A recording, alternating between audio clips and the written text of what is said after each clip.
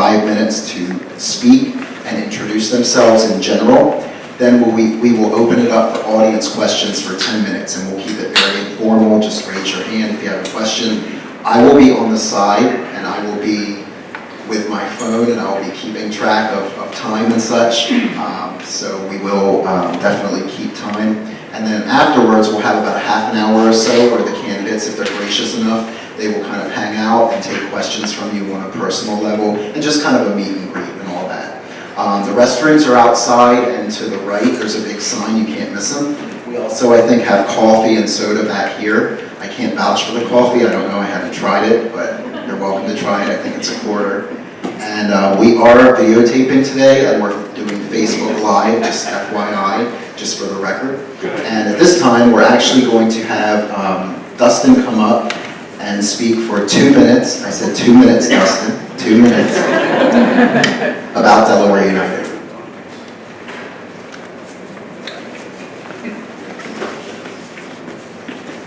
Don't hold me down, man. Thank you so much for coming out. I will be brief because I have to be. A while back, I guess it's over a year now, we started Delaware United on a path to try and reshape what we could and get what footing we can in the political process in Delaware and start bringing younger and fresher faces and new voices into the process and getting more people involved. That's our overarching goal when we started. It's still our overarching goal now. Thanks everybody for coming out. I do see a lot of younger people here. And it's very exciting to work with everybody in the party and the people coming into the party to make sure that everybody has a chance to volunteer, to have their voices heard, and to become a part of the process of the party in Delaware. Thank you very much.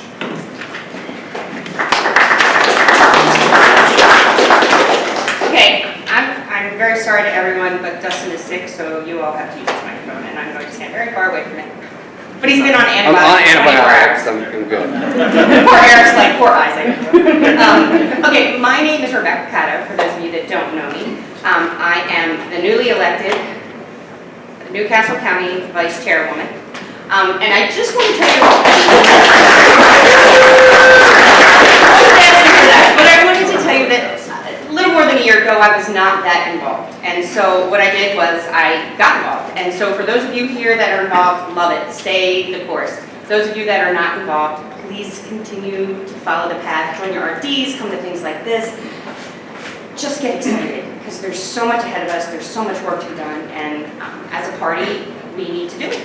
We've got some stuff going on nationally, but we're here to affect the change that we can in Delaware. So our first speaker today is going to be one of the candidates for state party chair, Eric Racer-Schran.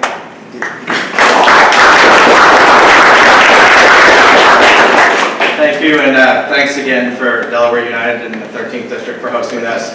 Just a quick background for those who don't know me. Again, my name is Eric. I moved to Delaware back in 2001, actually as an AmeriCorps Vista volunteer. Came here as a teacher, actually taught first grade special ed at Brookside Elementary School after I finished, and then quickly got involved in state politics. 2002 was my first campaign running Dave Sicola's election, which was a phenomenal experience. On election night, I said I would never be part of another campaign. That quickly launched me, and so I was recruited to run Governor Ruth Ann Minder's re-election campaign. With that campaign, they actually recruited me to start 2 years out to kind of build the grassroots network for her re-election throughout the state. As you guys can remember, maybe you don't remember, one of her big obstacles for re-election was the fact that she passed and signed a smoking ban. And she was very clear that she didn't care if she wasn't re-elected because of that smoking ban. So that was kind of my first in Delaware grassroots experience where I really started going to all 41 rep districts. At the same time, current Chairman Danella was chair of the Newcastle County Democratic Committee and approached me as president of Young Dems and asked me to sit on that committee, which was great to be part of the exec board at that point.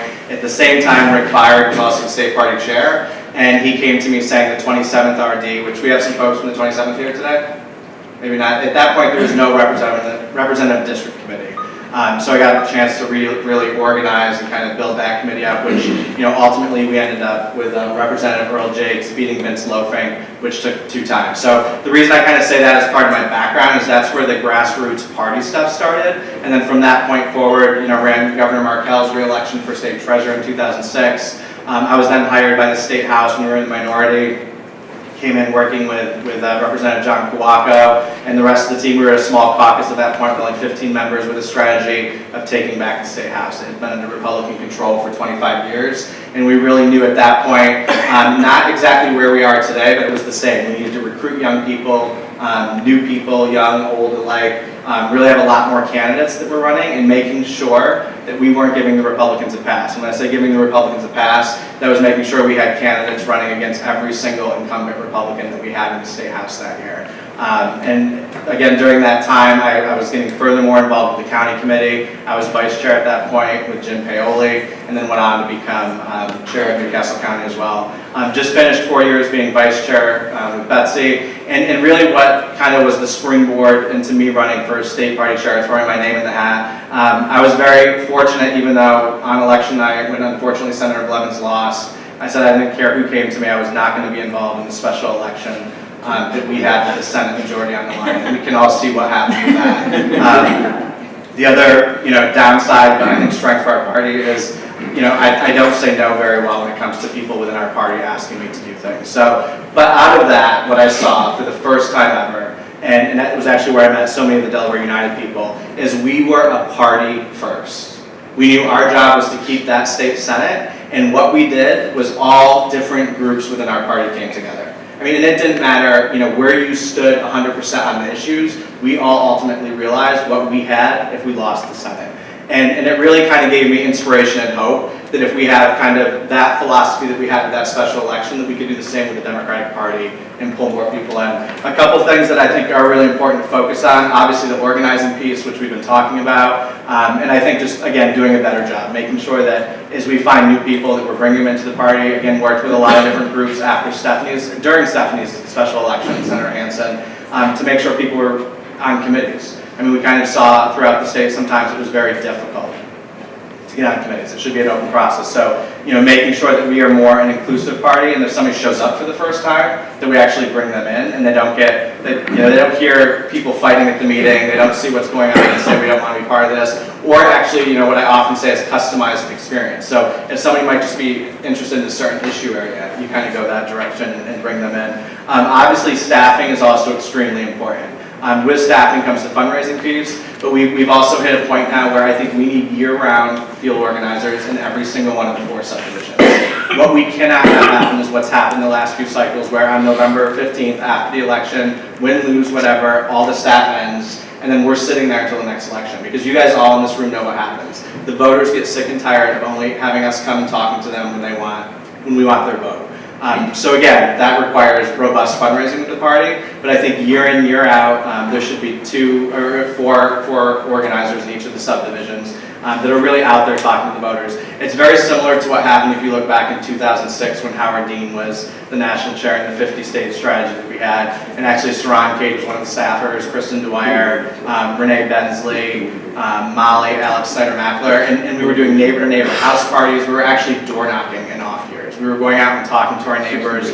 We were signing them up and bringing them into the party, and I think that's what we need to look at. And with that staffing also comes doing more training. Training not only for the staff and candidates, but as committee members, as RD chairs, as subdivision chairs, as officers. Any organization that you're part of, you often have best practices. You go to professional development experiences. So I think we need to do that piece as a party. The voter engagement piece goes back to the door-to-door, I think year in, year out, done. And then, so just wrap up with the fundraising. So obviously, in order to run this operation, it's huge. If you look at the state party, what we're doing, we really need to put together a fundraising team. And you're probably looking at $300,000, $400,000 in an off year you need to fundraise. And I've had experiences in different campaigns, etc., doing that. So ask for your support. Thank you.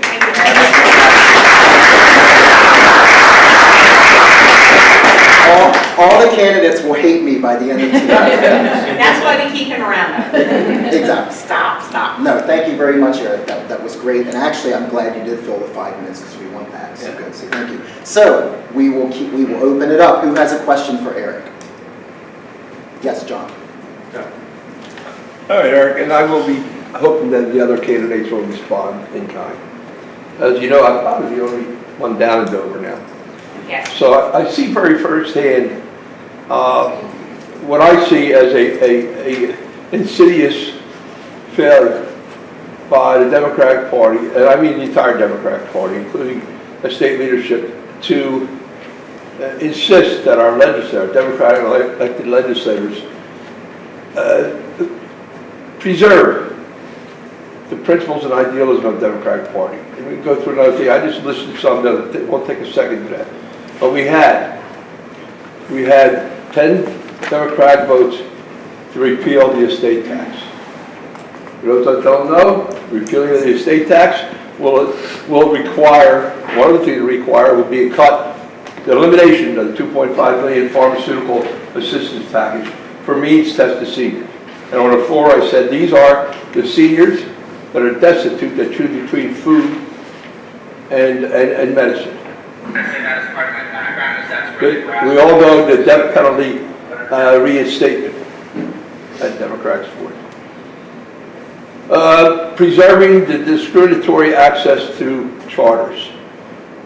We just claimed to eliminate 5-mile radius, but instead we preserved the exclusion of access to the Wilmington, and here's the key Democratic principle, City of Wilmington taxpayers, Christina taxpayers. So you got twofold here. You got the morality of discriminatory practice, but you also have the unconstitutionality of keeping taxpayers from access to state assets. A failure to put House Bill 109, that's the bracket creation tax bill, on the floor for a vote. It's been out of committee, and I've asked repeatedly for it to be put on the floor. I've discussed with the Senate chamber, they said they had the votes. The excuse given in the Democratic chamber is that they're worried it'll die over the Senate. The reality is that there are 2 specific voters, and they come to me in private, I'll tell you they are, in the Democratic caucus who will not support the bill. Okay, well, can we, I'm so sorry. limited, can we just... And the last thing is the failure to release the LLC license fee, which would have gained $40 million in revenue. These all took Democratic legislators' efforts to defeat and obstruct. And I want to know how we can propose, or if we can propose, that the leadership of the Democratic Party somehow cajole, coerce, whatever that needs to be done for them to return, for the Democratic elected officials to return to the principles of democracy.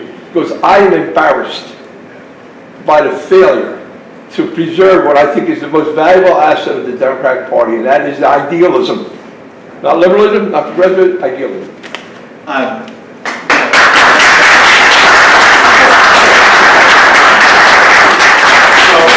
quick but not necessarily easy answer. I mean, I think, and we all know where we've been with our platform.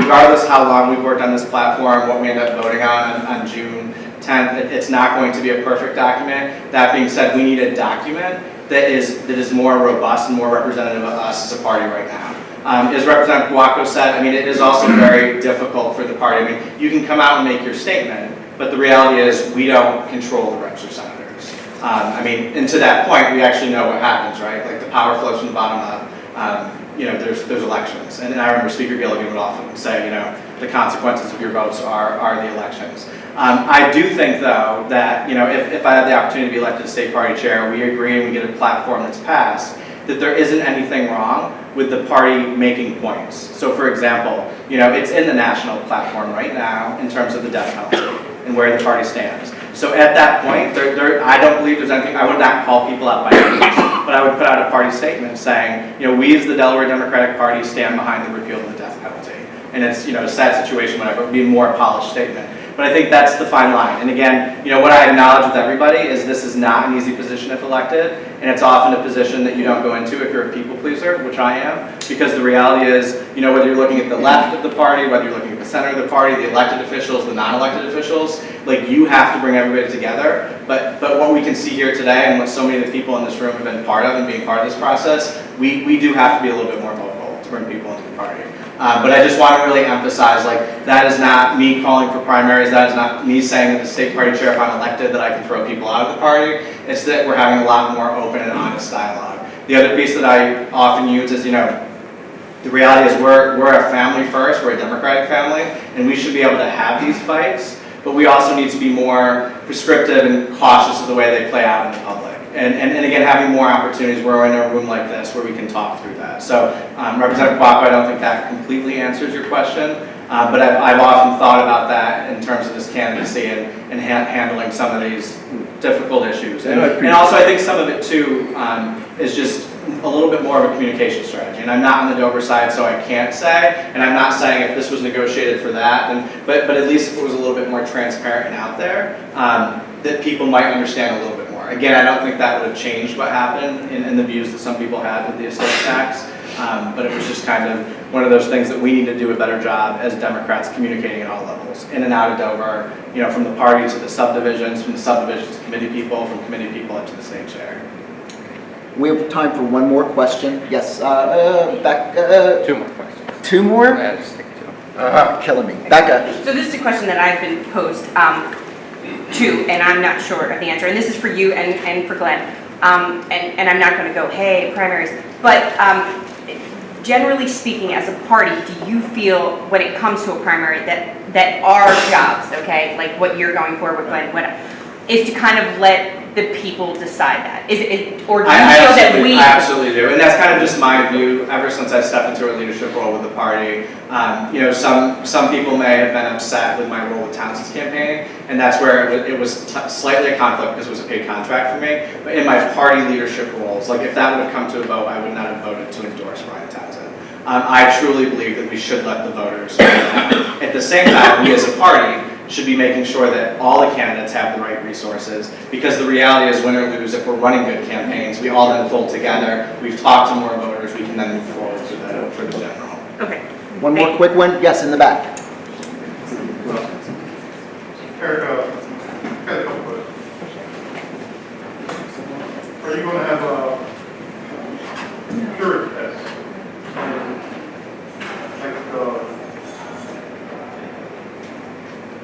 And how are you going to reach out to unions? And the last election, the former chairman sent out a letter discouraging candidates from running. Will you revert that trend? Right. So first, the letter and the litmus test. I mean, Eric Racer-Strang can have his own personal litmus test, but the reality is, and we've all been part of primaries, I'm assuming, where if you think this person doesn't pass the litmus test, that doesn't mean that person says, oh great, I'm not going to now run for the primary.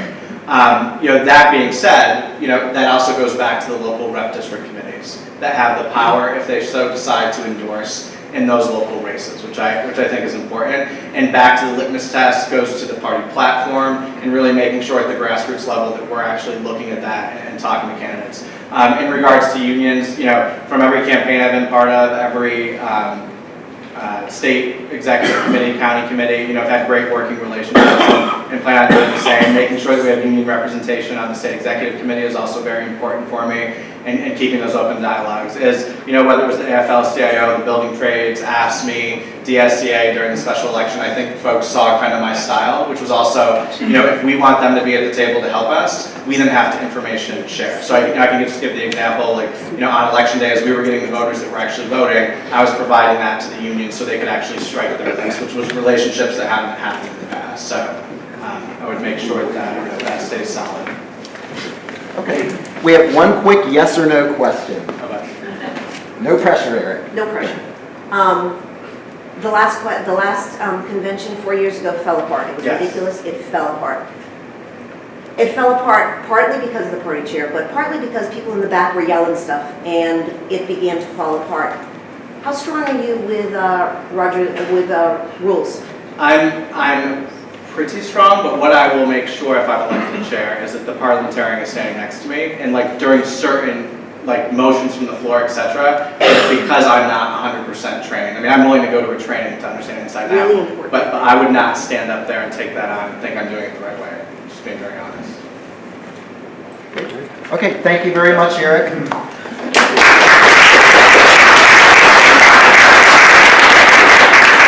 That was pretty good. We did go over by 1 minute on questions, so I'll make sure Glenn gets that same time. So at this time, and I hope I don't butcher your last name.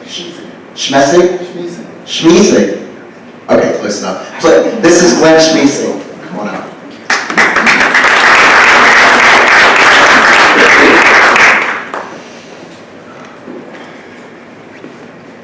Well, I also want to thank Delaware United and the RD13 for sponsoring this event. I've been going around to different RDs, introducing myself, talking with them about their needs and what concerns them. I know since December, because it was in December of last year that I asked Mr. Daniello at the State Party Committee meeting what the practical responsibilities for this position were. And he said, there's what's in the rules and that's all.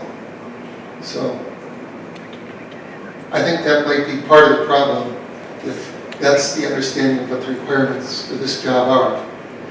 But getting back to the RDs and bringing new people in, when I looked through the rules to see what the requirements for different things were, I said, gee, this is really hard for anyone new to get through, much less understand.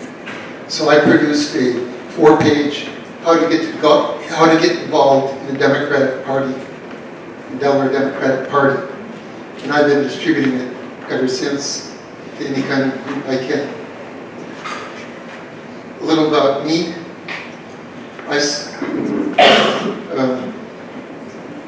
I'm a native of Minnesota.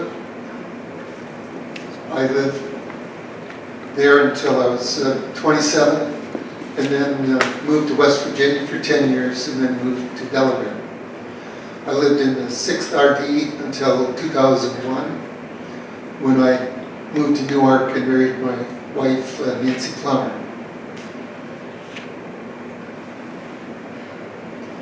I have a degree in chemical engineering.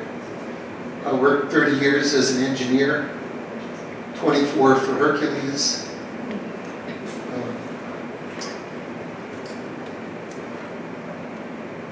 10 years of that in West Virginia as in rocket science, and in Delaware as a environmental remediation manager, where I managed multi-million-dollar cleanup projects. When I was in West Virginia, I wasn't so active in the party. I did volunteer fireman, EMT. I was on the board of a women's shelter and an officer of a National Organization for Women chapter.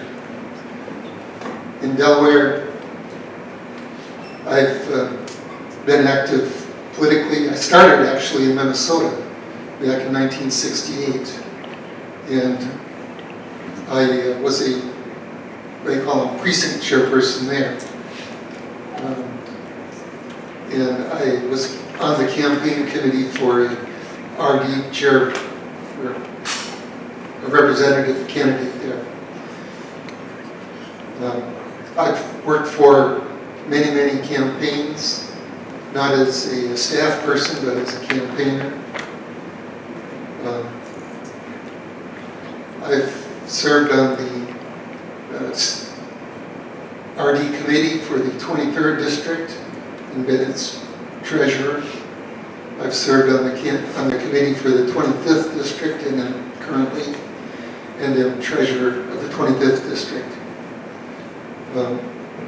I'm also on the steering committee of Progressive Democrats for Delaware.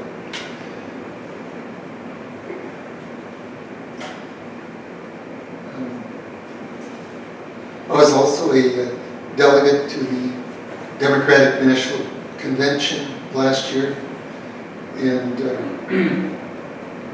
was very honored for that, to have that responsibility. In visiting various RD meetings throughout the state, I found that we have quite a difference in how some of our party leaders welcome new people into the party. And if I'm elected chairperson, I propose to make us more welcoming. And if there's questions, I'll go into more detail on that. Thank you, Glenn. Awesome.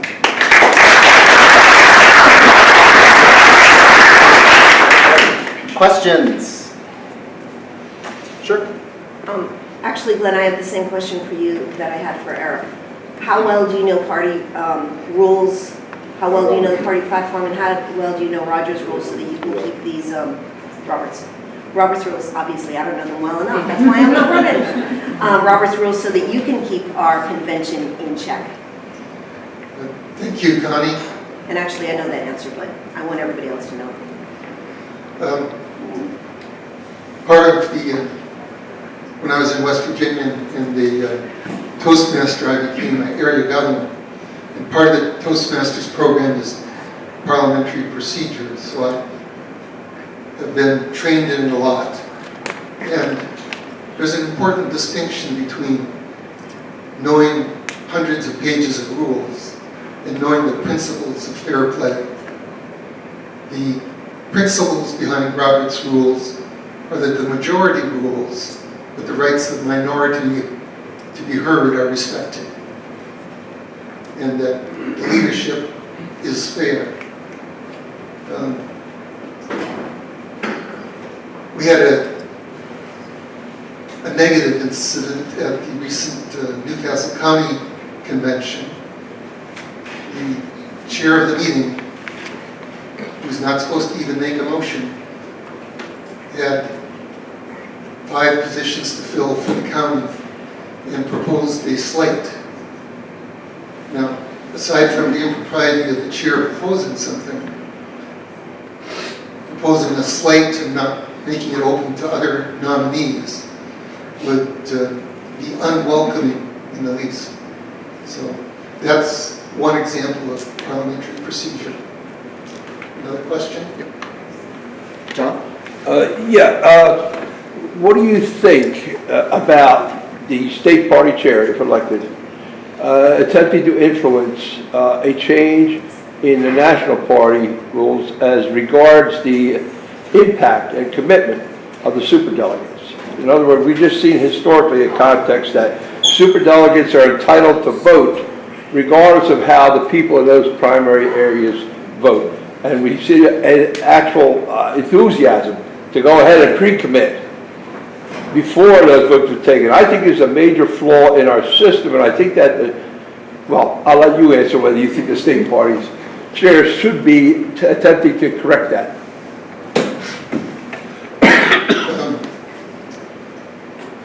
I know that at this last national convention, we made great progress in reducing the number of superdelegates to the national conventions. Previously, there were all the superdelegates allocated however they are. I'm not sure as to the exact which ones are which right now. But we made great progress reducing the number of superdelegates, and I'm certain that there will be further negotiations each increment as we go on. I'm not sure what impact the state chair will have on that discussion. Another question? Yeah. Yes, Julie. Hi, Glenn. Hello. I wanted to thank you for that document you put together regarding how people can get involved. And I had actually wanted to ask a question earlier of Eric, and I think it kind of ties together your document and something Eric mentioned, and that was the methods Howard Dean used back in 2008 to really build grassroots and get people who would probably not turn up in this room, because we need more people. We need to reach the people who come here on a Saturday morning. And I'm not thinking so much about block parties or different outreach. I'm thinking about the message. What message can somebody like me, party loyal, give to somebody who is basically, look, I don't know, they're the same thing, Republicans, Democrats, I'm tired of the whole thing. I just finished reading Shattered, the book that was written about the Clinton campaign, and it's a big problem. I mean, we were very motivated, and I think the people have good hearts and good intentions, and like Rebecca, we throw great parties and events, but what do we tell them is important about being a Democrat? What do we tell them we can accomplish? And that might be a little too esoteric, but, you know, you could wax poetic on that. Okay, thank you for your comment on my handout. And in answer to your question, I think we have a tremendous opportunity right now with the Republicans in charge of the presidency and the Congress, because they're putting out bad executive orders and bad passing things in Congress that are going to hurt the American people. And each time is another opportunity to call them on how they're hurting the people.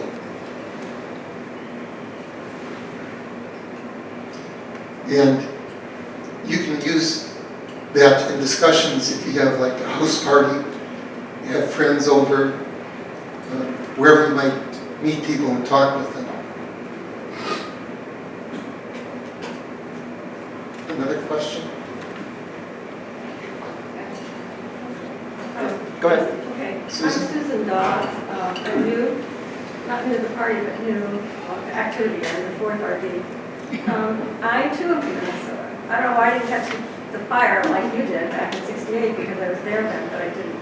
I just want to correct the record. Not everybody who's new is young. I think it's a great thing to have younger people, but some of us oldsters are new and want to be used too. Could you say anything about your Minnesota experience in terms of ideals of the party? We think of Minnesota Democrats as being very idealistic, very well organized. Is there anything you can say about your Minnesota experience that you'd like to bring to Delaware?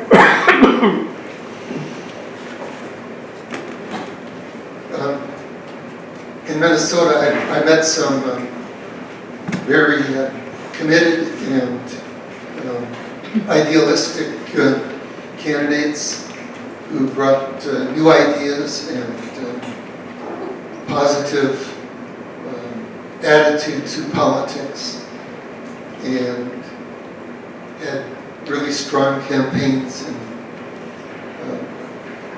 Minnesota has what's a little bit different in the parties nationally.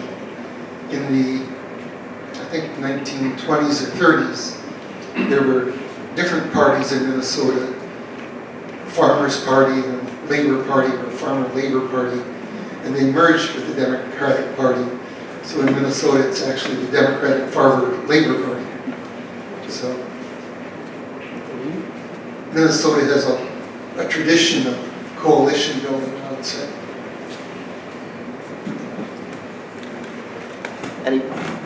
Okay, go ahead. Hi, Gina from the 25th District.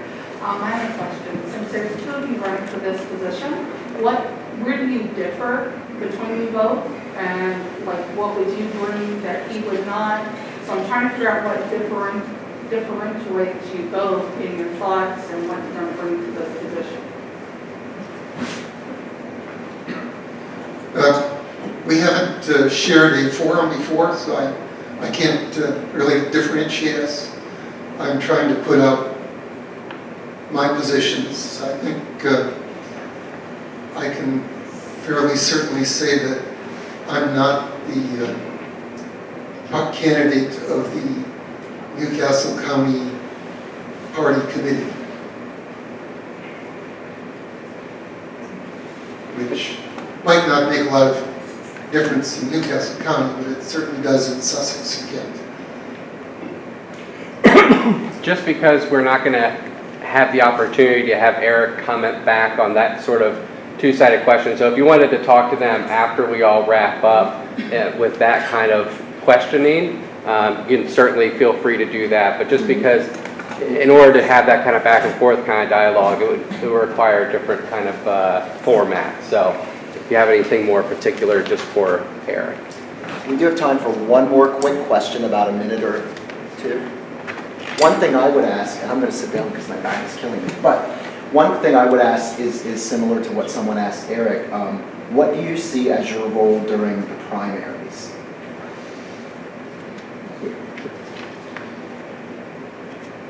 The role of the chair during primaries is to ensure that the process is fair. Each committee has an area in which it has endorsement jurisdiction. The RDs are the deciders for RD endorsements. The county committees are the deciders for county positions, and the state committee is the decider for the state positions. Now, the RDs can provide input to the other committees, but the other committees make the decisions on the other positions. The party provides particularly the use of the database, the vote builder, for endorsed candidates, or not to candidates whose opponent has been endorsed. And that was perhaps one of the main reasons why our congressional candidates didn't go with endorsement this last election. Okay, thank you very much.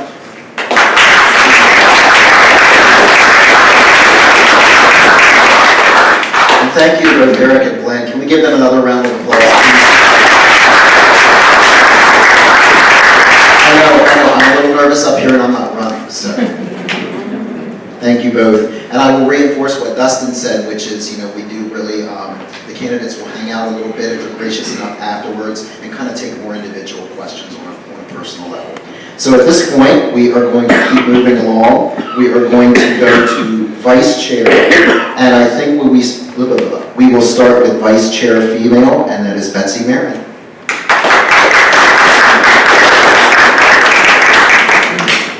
Good morning. Those of you who don't know me, Betsy Marin. I just recently stepped down as Newcastle County Chair. Born and raised here in Delaware, Concord High School grad, University of Delaware, and Delaware Law School. I'm a lawyer by trade.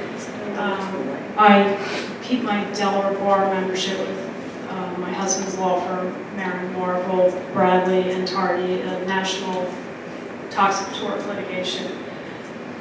I've been involved in party politics. I've served as an RD chair in the 12th Representative District, moved on to Vice Chairwoman, and then completed my current 4-year membership with in Newcastle County. Also served as a parliamentarian in a little 4-year term.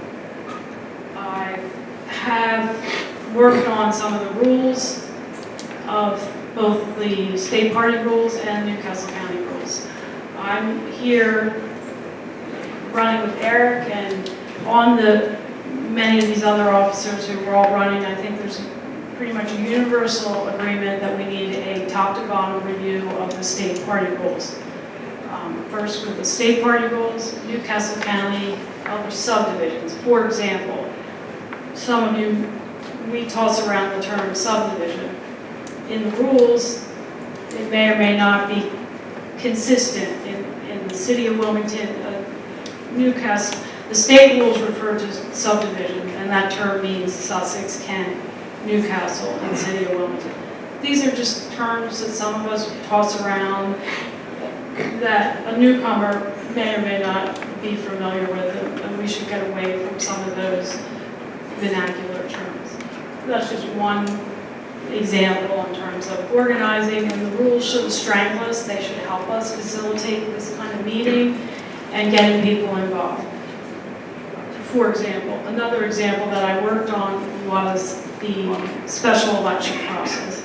Martin Willis in the back, He was one of the members of committee who selected Representative Benz for that special election process. Not only did he want to be a candidate, he then was not selected, and he's now came to all our meetings and supported the candidate, and you know, I commend someone of that, like Martin, who one, steps up and wants to be a candidate, and two, remains involved with the party and didn't take his marbles and go home. And those are the kind of things that we should be working on. Candidate training, giving that candidate support, RD support, candidate chairs. RD chairs are here, nodding their heads. We should have best practices. If it works in the 24th, the 14th, it might not work in Claymont, but we should be sharing those ideas. And this fundraiser worked for us. In the 12th, we have this weird thing called the auction, what's it called? White donkey. The white donkey. And we bring items in political handbags, used items, and we send it to a consignment shop. So, I mean, we have raised about $1,000. It's kind of quirky to the 12th that Kim Huffman came up with, but these are ideas that we should be writing down. There should be a place to go where, if you're an RP chair, how do you do a campaign finance report? I've helped with campaign finance committee rules, legislation. And as an RD chair, what checking account are you supposed to open? If you're 401k, nonprofit status, how can, there should be a best practices, a place to help you get involved. Come stay at the Democratic Party and help us. With that, I hope for your support. By rule, there's vice chair, male and female, and the standard diversity rules. I would support the implementation of continuation of how we can have a diverse representation all across the Democratic Party. Thank you, Betsy. Thank you very much. We're going to open it up to questions, and this young man has already told me. Go ahead. I have a question, yeah. As female vice chair, you did talk just now about making sure we bring people in. So as your position as female vice chair, what tools exactly would you use to bring people of all generations? I didn't just mean Your gender, age, gender, orientation, everything. How do we get? What tools would you use to get more people involved in the process? I think the representative district, as being an RD chair, I know there's some RD chairs here, I think that's the best way. One, we probably need a better job doing communicating in social media and other outlets that we may not even know that's out there. Once you're communicating with people of the same ideals, bringing them into the local RD, I think is the best way, and helping the RD chair bring people in and having a reason to have a meeting and to either find new candidates or, a candidate's probably out there that we don't know who or he or she is. And I think supporting the RD committees from Delaware to Claymont is what I would propose, is assisting in that process. Thank you. Hang on. Yes. So I live in Arden, which is a heavily Democratic region, and the two Republicans are embarrassed to put their signs out, for instance. But we consistently elect Kathy Cloutier as our state senator, because she appears to embody what we think the Democratic ideal should be. So, talking about organization is fine, but the bottom line is that the people out there in the communities look at what the legislators vote for, and that's what we think that the party line is. So, I don't see anything in the Democratic Party platform or in what the votes in the legislature that appear to be trying to reduce the inequality in the state. I don't see it in the whole country. I mean, the vote just yesterday seems like actually it's going to increase the inequality, for instance. So I guess that I feel like we need a very much more radical platform before there's going to be any real progress on the Democratic side. Okay, so what's your question? Well, my question is, what are you going to do about it? Okay, fair enough. No. 2 minutes or less. If you can answer that question, great. One, as Eric said, we need a robust and working platform. I think we all agree that once we can all get behind that document moving forward, number one. Number two, I pledge that we should Who votes on that document then? Who votes on it? Who's making it up? Right now, it's being made. It's I'll talk to you.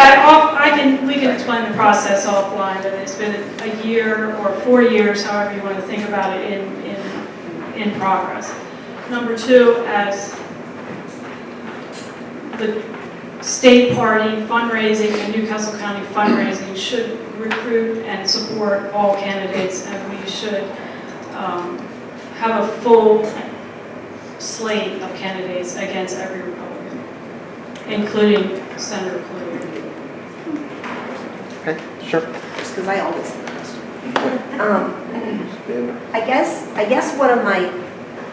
guess my real question is, why haven't the rules changed yet? Because you have been the Newcastle County Chair, and I'm on the 25th district, and we're the problem RD as far as asking questions about things like, how do you run for these positions? When do the RDs have to vote on endorsements? Why don't we have a timetable so we know this in advance? Why aren't all committee, you have all of our emails, so why aren't all committee members forwarded all of this information when party things are going out and stuff like that? I just don't understand why. Yes, we definitely need a talk to bottom rules changes. We definitely need that, but why hasn't it come about, or at least things tightened up, when over the last at least 4 years, and for me, it's been 11 years, that our RD has been saying, how do we get these answers? Why aren't we getting these answers? Where are these answers? And we haven't been getting them. And now, you guys are now running for the top position, but even on Newcastle County, we've had real questions over the last 4 to 8 years. Thank you for your comments and suggestions. I, as county chair,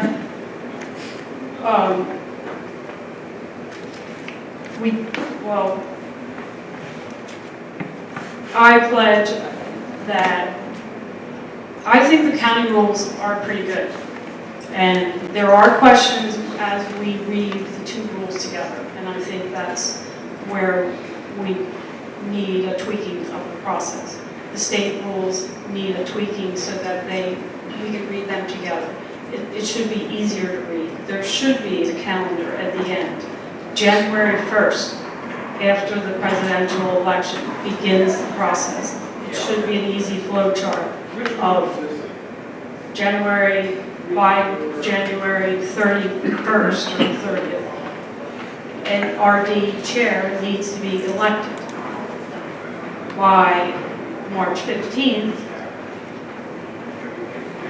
Kent County, Newcastle County subdivisions need to be elected as county officers. And then by July 1st, there should be a state party convention. There should be an easier to read document to answer your question. And I think I commend the 25th for bringing up some of the questions. On the other hand, democracy rules for all of us. That all of us just stood up and said we want to be part of the process. Everyone in this room wants to be part of the process. And there's not a place for people other than us standing and saying, I want to be the vice chairwoman. And without putting the thumb on any on the scale, we wanted to be open and honest and fair. So that I ask for your support individually. Dear Connie, please vote for me. Dear Jim, please vote for me. And that's what all of us have done. Anybody else? Oh, in the back, Mike. Hi, I'm Mike. And I'm gonna just get a sip of water. Oh, sure, yeah. I have a question, but a very brief statement before. I think there's a contingent of us who are looking for far more communication from the party that we haven't gotten over the last 10 years. We're looking for far more communication from our elected officials that we haven't gotten from the last 10 years, except for maybe 4 or 5 who are very open with communication. I'm concerned that there continues to be kind of this feeling in the party and by many of our elected officials that the bloggers and social media people are what's wrong with the conversation, because some of you would prefer, and I want to ask this question to all the candidates, even though some have already spoken. The problem is that, we're being too open. We're sharing too much. Deals will not go down if we talk too much. That's the problem with the party. We're not talking enough. And what happened this last week with the estate tax is everyone got in a tizzy the night before because the party and the leadership in the House didn't communicate that there was this deal. And then when we heard the deal, okay, it's a little better, but for me it's not enough. So why all of the secrecy? Why all of the backroom deals? I'm not asking to be led, and I know you can't control this, I'm not asking to be led into caucus meetings, although I think that would be one step. What are you as party vice chair and the rest of the candidates for chair and anything going to do to really show that this party needs to open itself up to more transparency and really engage with voters? Because you come to us every 2 and 4 years looking for our votes, but then we don't hear from you and we get our wrists slapped when we go to social media and blogging to talk about the issues that people want to talk about. 1 minute to answer all that. I'm not an elected official, and I can't speak for the representative. I think you came in late, Representative Walker had some similar comments about elected officials. Communication is always, we can always do a better job of communication, whether it's, it costs money to send out emails. And, I would support assisting the RD chairs. Right now, they have to individually send out their own emails. We should be helping them to be able to, like Connie just pointed out, after the Newcastle County meeting, that could have just gone to the entire Newcastle County committee, not individually through the RDs. But we allow the RD chairs to not control the information, but be the facilitator. So that step in the process, we could be always in a family or in a union organization, we can always be doing a better job. Communicating and talking is always having forums of this nature. Thank you. Thank you, Betsy.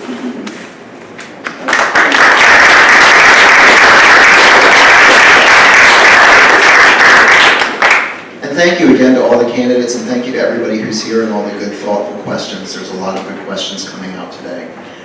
So next, we want to welcome, running for Vice Chair male, last name, how do you say it? Hussey.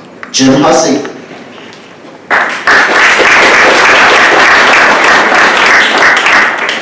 Thank you very much. I want to thank Delaware United for having this forum today. I'm going to start off by giving you a little brief information about myself. Born and raised in the city of Wilmington, been there at Christ Our King Parish, and in between my junior and senior year in high school, moved out to the suburbs, lived there ever since, graduated from Salesiana. I got involved in Democratic politics, well, I'm going to show my age. Back when John F. Kennedy was running for President of the United States, 1960. Didn't really have a choice. Irish Catholic family. So all the children were put up to work. during the campaign, and the rest is, you know the outcome of that, all right? I started working as a trade, local 313 IBEW. I pretty much knew when I was a sophomore in high school what I wanted to do for a living. I wanted to be a union electrician. Served in the local union for 41 years. I was also an officer during that 15-year period, where I served as recording secretary for 15 years, served on labor management committee, was a trustee of the local union, and also assistant agent in the local union office. So I understand the importance of negotiating and the compromise. When it comes to the party, I've been involved in the Democratic Party for 40 years or longer, all right? One of the 2 or 3 things that I'm deeply concerned about is, number one, the rules. I think we all agree that the rules need to be updated. I believe the last time that the state party rules have been updated was 2006. So it's way overdue. The second thing is on the messaging. The messaging as a party we need to improve on. Now, I'm not a messenger, but I do know that there's people in the party that we can reach out and get this done. And we have to work in conjunction with our leadership down in Dover. But we're very weak when it comes to messaging. But messaging costs, as was pointed out earlier by some of the candidates. We need to have the financial resources to do that. And you need to have a messaging team appointed by the chair, approved by the state executive committee, and you need to keep in contact with one another. That's what has to be done. As far as the building of the representative districts, what I've done in the 4th Rep District as their chair, I went ahead and I sat down at the time with Ray Lewis over Democratic headquarters, and I asked him to pull the names off of people who lived in the 4th Rep District from the age of 18 to 45. We had to have a starting point. I drafted a letter. I let Representative Brady look at the letter. We mailed the letter out. Basically what the letter said was, it was a letter from the representative introducing myself, letting him know that we have a 4th Representative District Committee. So-and-so, Jim Hussey, will get a hold of you within a few days to follow up. And that's how we did it. We built our committee. Now the 4th Rep District is kind of unique. We have 16 EDs. 10 are in the county and 6 are in the city. So we have to work together. And right now we have, I think we have 22 or 24 committee people since the reorganization. We have plenty of associates, and we're across the board. I welcome everybody. Now I know this is a challenge in some of the other rep districts, but if you're keeping people out, it's not going to help the party. And the one thing I've said during the campaign, this campaign, we can agree to disagree, but we have to have respect for one another's opinion. If we don't do that, we're defeating ourselves. Other than that, that's what I feel. I'll take any questions from the floor. Yes, John? First I want to thank Jim, and I want to thank Betsy for all the years of service to the Democratic Party. I've known them both for a long time. Delaware, I think, has supported the status quo. By that I mean the definition of status quo. It may be redefined as the Delaware way, which I see as an obstruction to the purity, not purity, it's a bad word to use here, to the open arms welcome that we need of the Democratic Party especially. And we talk about age and all that. I don't like to do it chronological because I'm not going to be young again unless Benjamin Button becomes the So in the meantime... But you do have more hair than me, John. In the meantime, Delaware has a history of power begets power and power bequeaths power. The powerful people in the Democratic Party have always found a place for those people that they want to encourage to be with them, and they've done this in some obscure ways, sometimes isolated ways. But it is the reality of what we have in this state. We have a state, if someone would investigate this, with an open mind, they would see a high degree of nepotism, cronyism, whatever you want to call it. People moving job to job. Anyway, I just want to know if you have any ideas how we can change this system, correct the course that we're on now, so it will open the doors for new blood, young and old, but new blood, new ideas, and idealism. Because right now we're winning with districts formula, let's not change it, but that formula is not allowing other people in. We're winning, let's not change it. That's the attitude that I think we have to change at party leadership. Jim? Well, as I stated earlier in my comments, I think we got to go to the basics, the representative districts. In my opinion, the representative districts are the backbone of the party. And the chairs of the representative districts have to be encouraged to open up the committee seats. I mean, I know people that reject the idea of associates. They don't want to have associates, right? Or they have to screen somebody. If you're a registered Democrat, you live in that district for 1 year, according to party rules, you're entitled to not only come to that meeting, okay, but participate in the process. And a chair can take, with the approval of the majority of the members of the committee, if you have a particular ED where you don't have a committee person sitting in it, and you have somebody else in another ED, but you already have 2 committee people, you as a chair can appoint that person to serve as a committee person in an ED if you can't get anybody else. And you also try to have a gender balance and a racial balance if it's possible, depending on where the representative district is. But to me, that's the responsibility of the chair.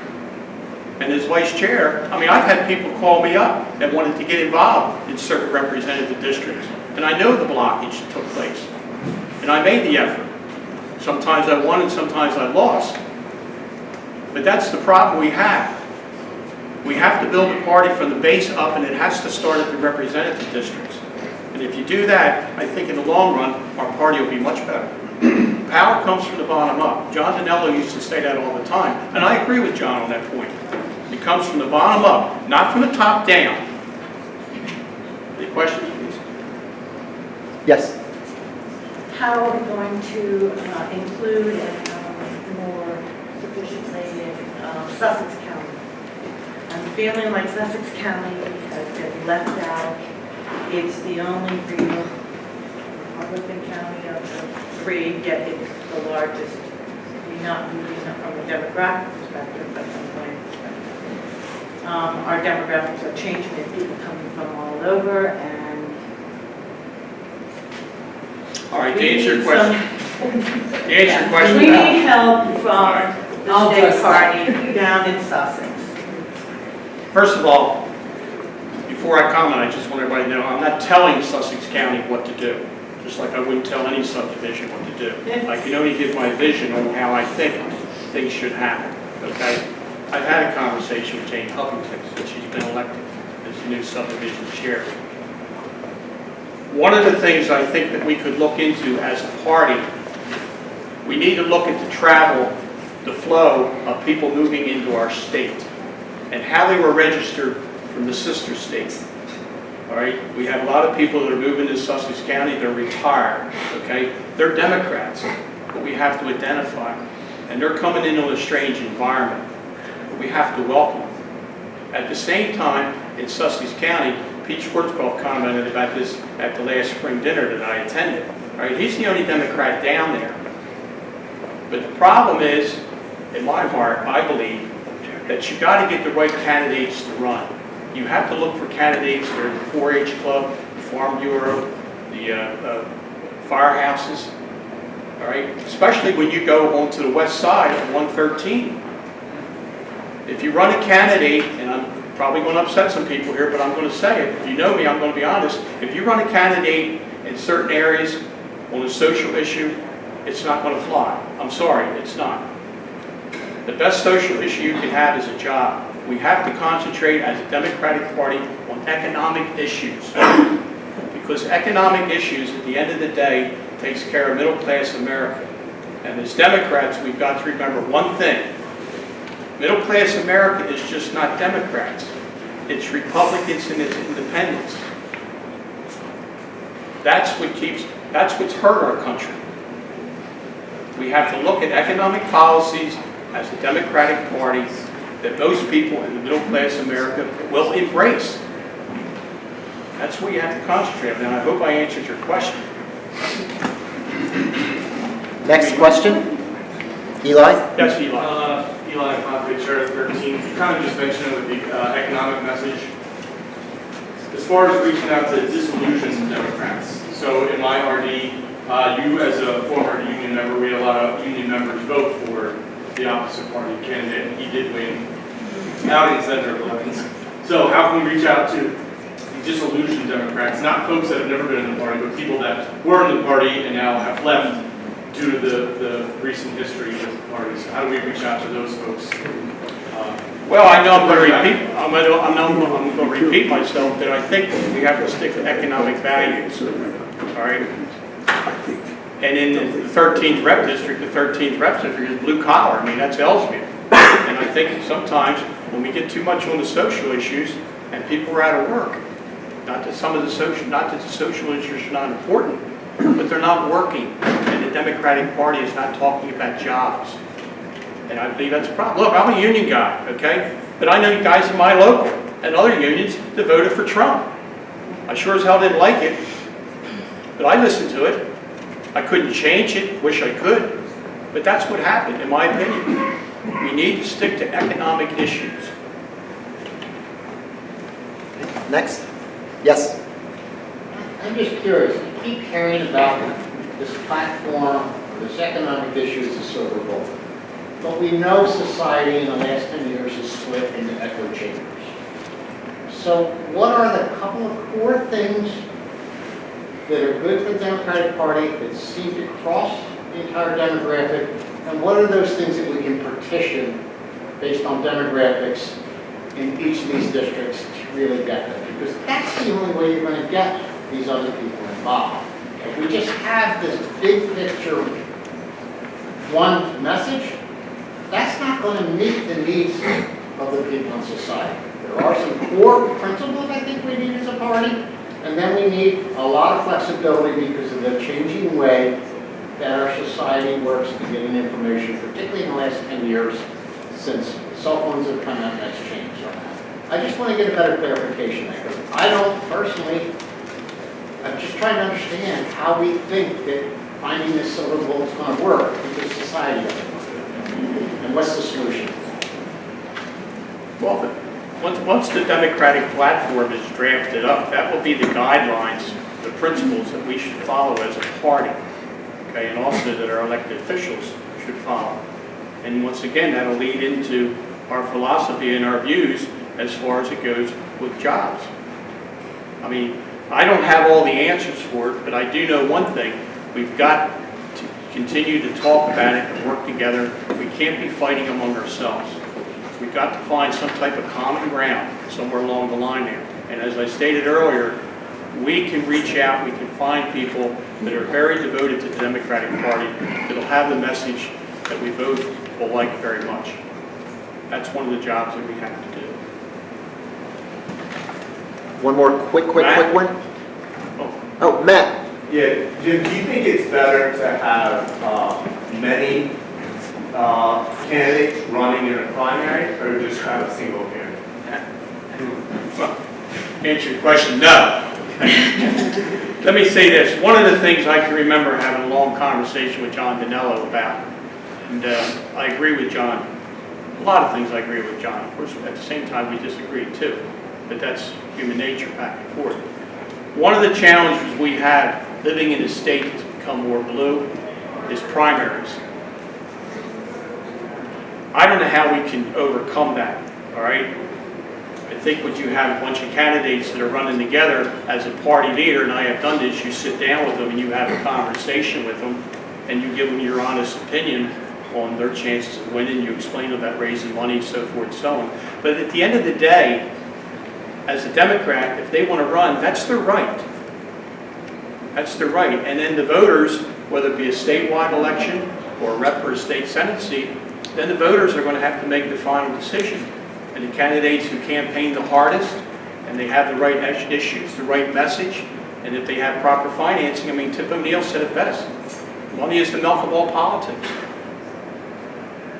So other than that, I don't know whether you have a board and you review the candidates, or I don't think you should do that. I mean, there's been conversations, there's been suggestions made to raise the filing fee, but then if you do that, that hurts the person who economically doesn't have the financial resources, and I don't think we should go there. If you've got a Joe Blow that's a millionaire, hell, you could raise the filing fee double, triple it. He still can afford it, or she can afford it. But I think I go back to my original point. We've got to talk among ourselves, explain to somebody their chances. But at the end of the day, if that individual wants to run, it's their right to run. All right, thank you, Jeremy.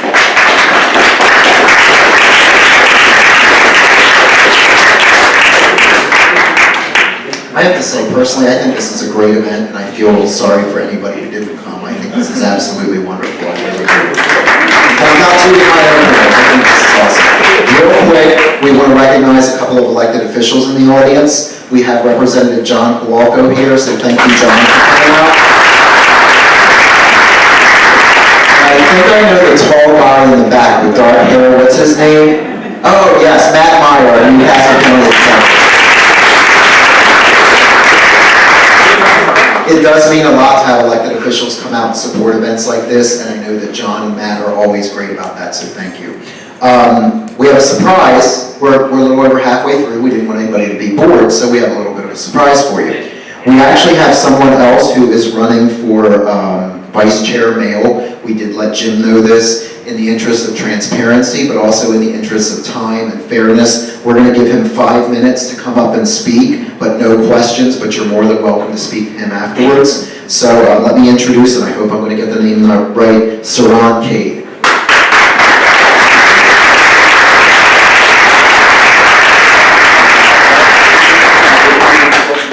If I keep my remarks to 2 minutes, can I get 3 minutes? Yep. All right. I'm going to try to keep my remarks short. I apologize for not coming out sooner and stating my intent to run for vice chair. As you guys know, we've been going through some things in state government.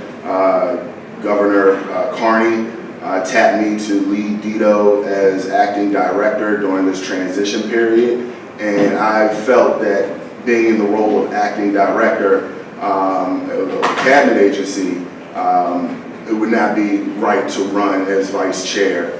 Also, I did not know when the governor was going to plan on announcing our economic development strategy going forward, and so he decided to announce it this week, which would mean that I don't think that there will be too many conflicts of interest going forward for the seat. For folks who don't know me, I've been involved in this party for over a decade now. I started out as a student at Delaware State University, volunteering for candidates, campaigns, and other party activities and functions. As soon as I graduated, I received a job for the DNC as part of the 50-state strategy, as many of you remember, as Eric mentioned, where I served as a regional organizer, helping all those candidates who ended up winning the House and flipping the House Democrat for the first time in a very long time. From there, I served in the legislature. I've served in the United States House. I've served in the United States Senate as a staffer, and also for the governor's office, and now in the current role that I'm in. I've volunteered for campaigns. I've recruited volunteers. I've managed volunteers, and I have participated in some outside of the pocket activity, which would include helping candidates run who I think nobody really gave too much of a shot, who came from outside of the party. I'm running for one specific reason, to help open our party up, to help organize our party and prepare for what we're going to have to deal with going forward. We've got a lot of changes that are happening in our state. We have new residents coming in. I was a new resident who came in, and I know firsthand the barriers that are in the way of joining your party. And it's not just limited to people who are from outside of the state. There's a bunch of folks in the back right now, some of whom are running for seats in the city of Wilmington, where I live, but all of whom are helping in those elections. And I'm dressed like this, I apologize, because I'm heading right back up to the city of Wilmington to help my wife, who's running in a contested committee seat.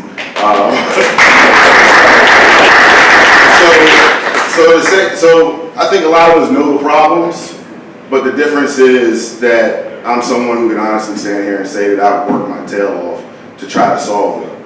And one thing that I've realized is you can't do it by yourself.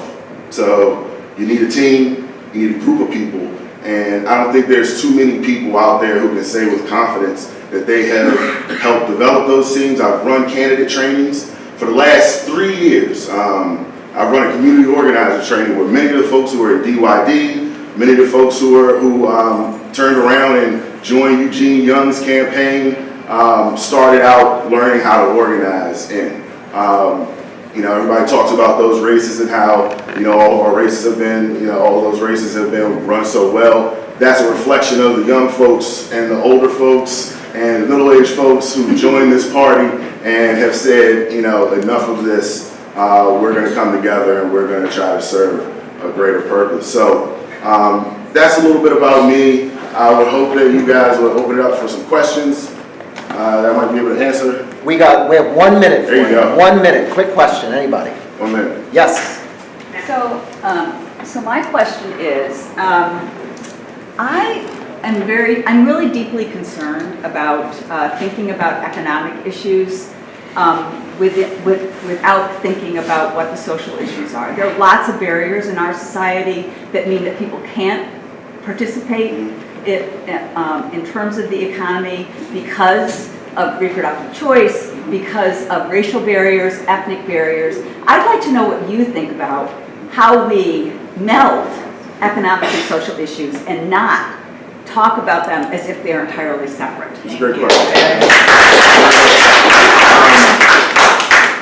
Look, we have data nowadays, all right? And if you take 1 second to look at the data, it's very clear that economics is associated. African Americans in this country have a lower rate of home ownership today than we did in 1960. The wealth gap in this country is as high as it's ever been. And I'm not just talking about the 1% versus the 99%. I'm talking about white, black, Hispanic, you name it. There's a huge delta in those numbers. So if we want to act as though these are separate issues, and you got social issues over here, and you got economic issues over here, I challenge you to go to the city of Wilmington, go to the poorest neighborhood, and I challenge you to look at those communities and determine what the income levels are, what the wealth level gap is, and you tell me that it's not a social issue. So I want to stop by saying that not all social issues are the same. I think sometimes when people talk about social issues, we're only talking about gay marriage. This is important. We should talk about it. But that's not the only social issue. African Americans had just as difficult of a time getting a loan, a business loan, before Glass-Steagall as we have now. This is a social issue.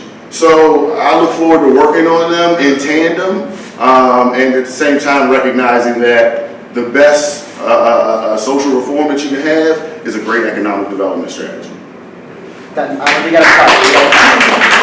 after. Are you currently on the governor's staff, and if so, would that be a conflict as a law? I would currently be working in the Department of State if this plan goes through effectively, so I won't be in the governor's office, but I will be in the administration because I'll be working in the Department of State. Thank you. Thank you.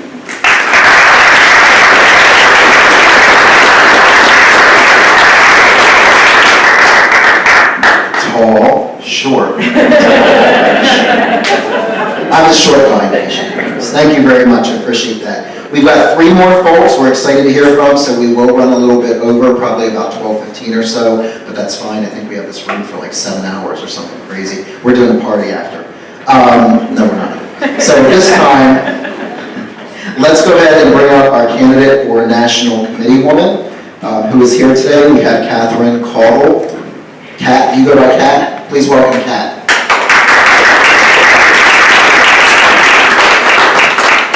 Hey guys, so most of you know me as Kat, but my full given name, so if you look for me on Facebook, is going to be Catherine. And my mom prefers to call me Catherine, so if you hear someone yell Catherine, it's my mom. So just a little bit about me. I am a military brat. So I grew up, my dad put 22 and a half, he always makes me make sure I put that half in there, years in the Coast Guard. So I grew up all over the United States, but always by the water, which makes me very happy, but gave me a lot of understanding of what it means to serve this country. My dad was transferred to Philadelphia as I went into 8th grade. So I am a product of Skyline Middle School, and I graduated from John Dickinson High School. Went to Towson University for my undergrad, and as I was coming into my senior year, interned for Senator Carper in my summer between my junior and senior year, and then went into his DC office from there. And 2 weeks into that internship, their intern coordinator said, "Hey, campaign's looking for someone. You should probably go interview." And I said, "Campaign in which, like DC campaign, home campaign?" And they said, "In Delaware." And I went, "Great." So I came home, interviewed for it, got the job, had not graduated from undergrad yet. So I worked part-time for his campaign until I graduated from undergrad. And then, as I like to say, it was all downhill from there. Once you start working on campaigns, you kind of get that bug and you just don't ever quit, right?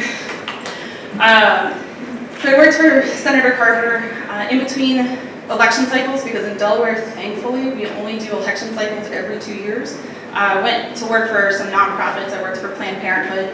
I also worked for the Food Bank of Delaware as I was in between campaign cycles. And then after working for the Food Bank of Delaware and was getting ready to ramp up for the 2010 election cycle, I actually decided to change courses a little bit and went up to Pennsylvania. And I worked in the 7th Congressional District for that campaign. We unfortunately lost that race, but came into Pennsylvania and was the first executive director for the county party up there. And I only mention that because Delaware County was very, very, very Republican. It was so Republican to the fact that the unions voted Republican.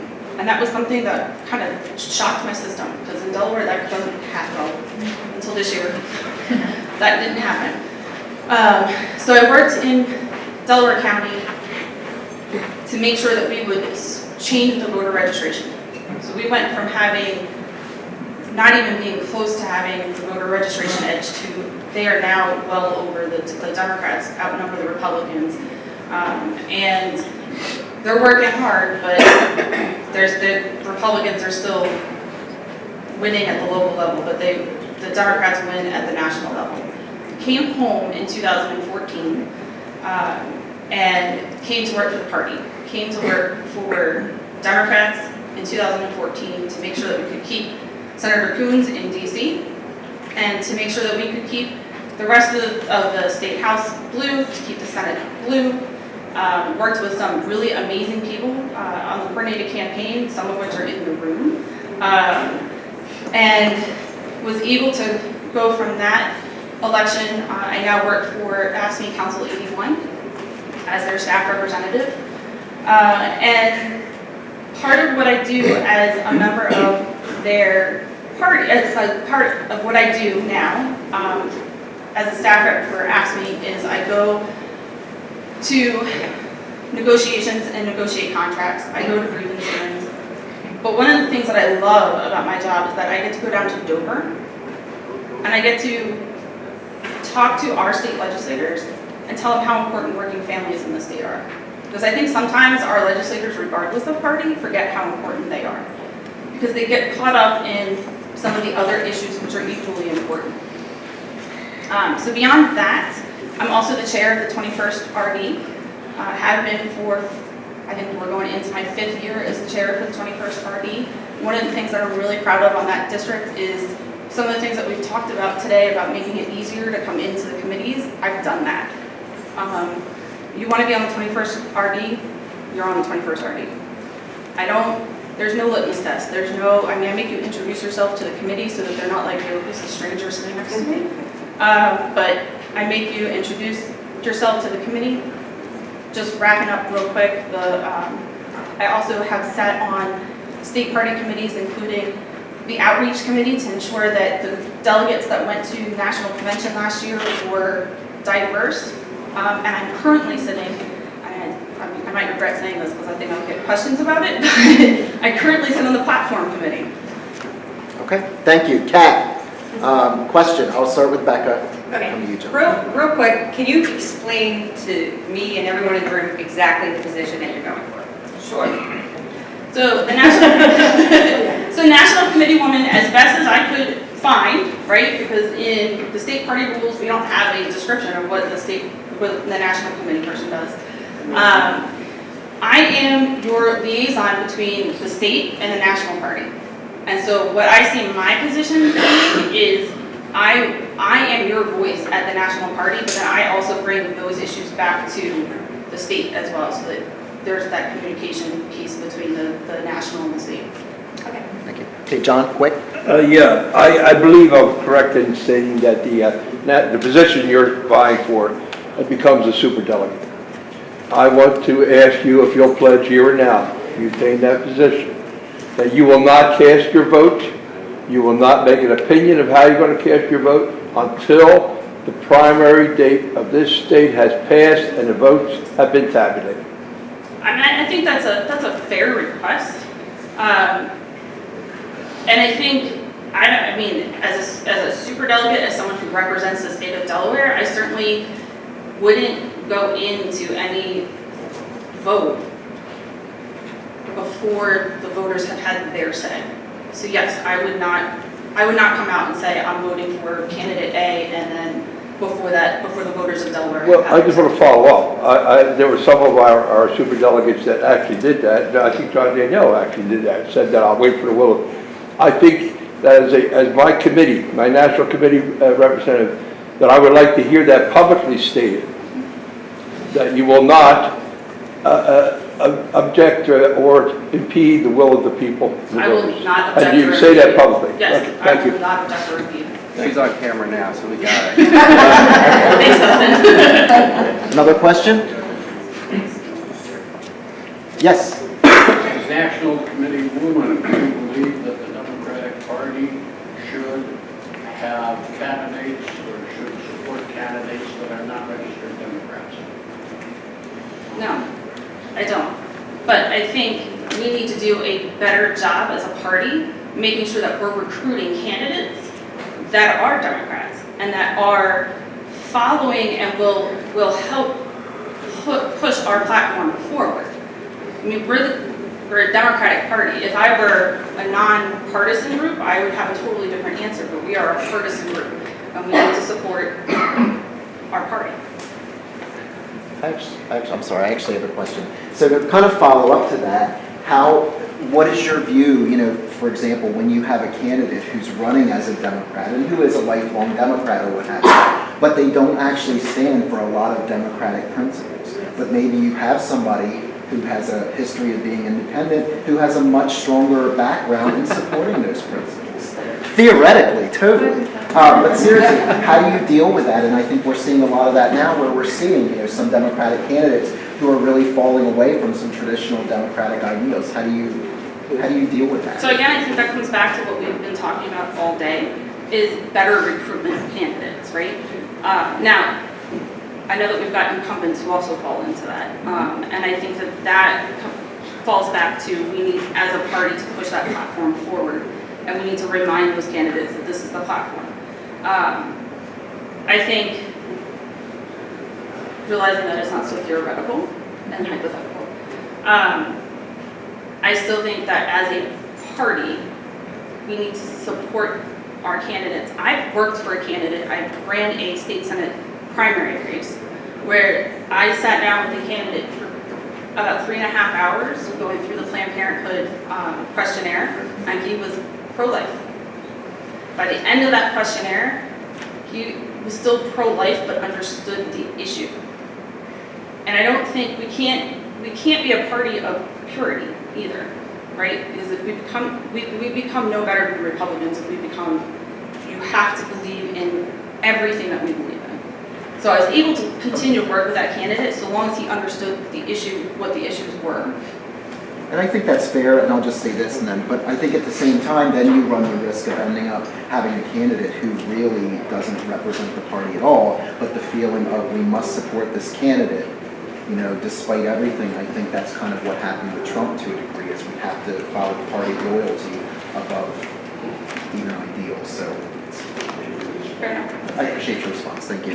Yes? I'm just kind of getting a feel for this conversation that two of you just had, because I guess I'm confusing party loyalty with the platform of the party. And if the true Democratic platform, which does include social and economic policy and does not make that distinction, then why wouldn't we support that person? Well, I think, again, it comes back down to, we are the Democratic Party, right? So, that person wants to change their party registration by all means, but I still think because we are a Democratic organization that specifically caters to registered Democrats, right? I mean, we generally, that as a party, not necessarily as a candidate, but as a party, I think that that's why that's my answer. Dustin? To bring it back to your elected position, so if you were to get elected, being that we only have one paid staffer here in Delaware, what will you do to help get more attention on the national level and show them the need for more funding and more staffing to make sure that we keep our ability to be competitive? Well, so I think the first thing I would do is point out the successes that we've had in our special elections, because I think they're huge successes. We had huge successes with Representative Bentz's election, and then this with Senator, still getting used to calling her Senator, Senator Hansen's election, right? So I think those, I would show the spotlight on those and what Delaware Democrats can do as a whole with that. And say, look, this is what we can do at a special, at a one race at a time. Imagine what we can do if we had more support. Imagine what we could do if we had a little bit more resources put into the state to make sure. So we kept the Senate blue, but we're blue by one vote. And we're going to see how the estate tax, how that vote pans out, how a couple of other votes pan out this week. We need a little bit more of a bigger margin there. So showing how we can do it with these one races. Imagine what we can do with more resources. We have like 1 or 2 minutes. Yes, Kobe? So because your position is a national position, and I think everyone here understands what's going on with the Democratic Party, it's a clear-cut divide. So what would be your approach to making sure that Delaware stays united together as a party? Not only Delaware, but on a national level as well, because if you look at other states right now, especially I have friends in California who it's a clear-cut divide, voices aren't being heard, and people are leaving the party. And such division is not what we represent. We're supposed to be the party of inclusion, not exclusion.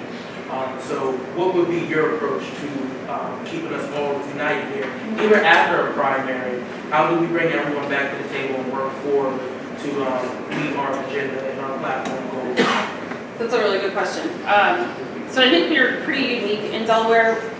We're in most respects, and I know that it's not 100% across the board, but in most respects, after a primary or after a really hard race, we do all come together.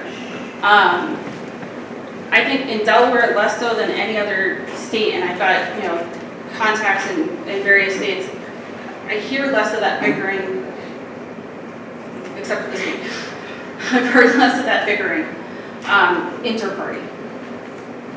My approach, I would probably approach it the same way that when I go into a negotiation, where I'm negotiating between an employer and my members, and knowing that I need to listen to what the other side is saying, but also knowing that if we don't hear each other, like there's a difference between listening and hearing each other. If we don't hear each other, we're always going to keep butting heads, right? So we need to, I would just try to foster being able to hear each side and make sure that each side is hearing each other and not doing more than just listening. Thank you, Kath.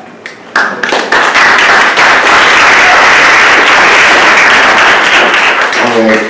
And just out of transparency, a couple of other folks who are running for the same position, National Committee woman, Kristen Dwyer, we did contact, and unfortunately she is out of the country. She was unable to attend. A little bit last minute, we got word that Karen Kirkpatrick Valentine is also running. I did contact her through various means, but did not hear back. So thank you again, Kat. Thank you. All right, and now we will move on. We have two more folks. We have for National Committee man, Sean Finnegan.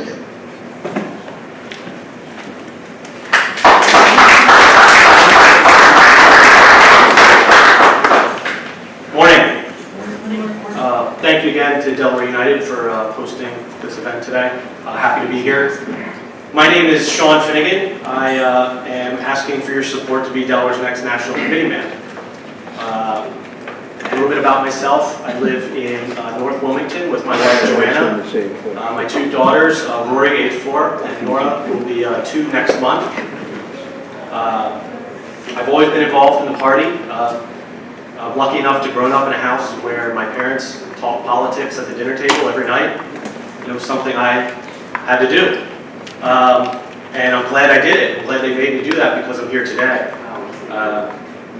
I was served in the Newcastle County Executive Committee as an at-large member. I've been a chair of my local RD, the 6th District, in the past, and a vice chair. And I've had the honor to be elected as a delegate to the last 2 Democratic National Conventions. I started my career, I worked 5 years as a legislative aide with the Delaware State Senate. After 2010 election cycle, I moved on and was served a year as Deputy Chief of Staff in the House of Representatives under Eric Schramm.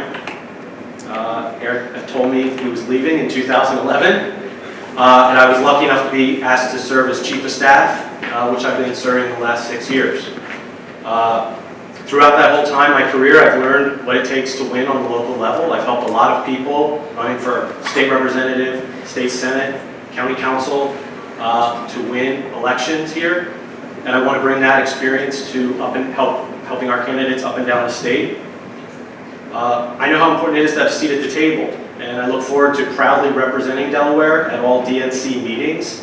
And I will advocate for our state party to have the needed and necessary resources to fund a well-trained staff and well-trained volunteers.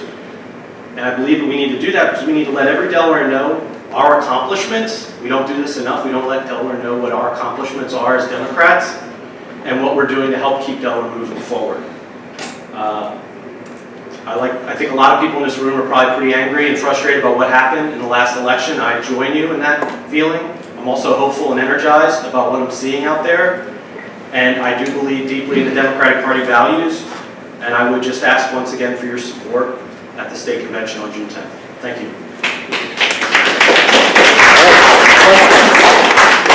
Questions? Okay, John. Eric, how you doing? I want to ask you the same question that I asked the female candidate for committee person. The answer is yes. The answer is that you will. I will wait until the votes are cast. Okay. And you will make that publicly known. Yes. Thank you. Yes. Next question? Yes? Go ahead.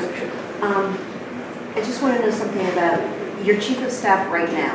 Is Yes. that an appointed or a merit position? It's an appointed position. That's an appointed position. Do you see what you want to do as a conflict? Because you are working and, you know, if you made them angry, you could be unappointed? Or how do you think? Make them unelected too. Maybe, but I don't see that happening. So how do you think that you can stay conflict-free in your new position? It's a good question. I would certainly lean on people who've had positions like this in the past for advice. I believe Eric, when he was chief of staff, served as county chair and had to navigate some of those very difficult waters from time to time. I believe in open communication with my leadership. Before seeking the office, I did inform them and ask them to do this, and they supported me in the effort, knowing that there could be conflicts ahead. I don't know that there's an easy way to answer that question, but I do believe in having an open line of communication to help be transparent about decisions. Okay, sure. I'm not sure if it's appropriate, but can I ask you if you're pro or against the death penalty? That's a fair question. I'm against the death penalty.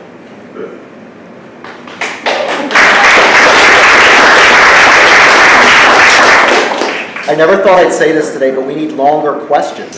Any other questions? Dustin, go ahead. Yeah. So I know Kat, being a union member, will be a very strong voice for that demographic. on the national level. I think we need to make sure that we represent our workers and that we make sure that the nation understands that, don't be mad at unions because they're getting a living wage. Be mad that your workers your employers aren't paying you a living wage. So what will you do? Correct me if I'm wrong. I had to step out. You're not a part of a union. No, my wife is a Newcastle County employee and a member of an AFSCME union. Okay. So you too would also be a strong advocate. Absolutely. Although I've never been a member of a union, many folks in my family have, either through building trades or professional unions, including my father and several uncles. And so I do believe deeply in the values of labor movement in Delaware. Thank you.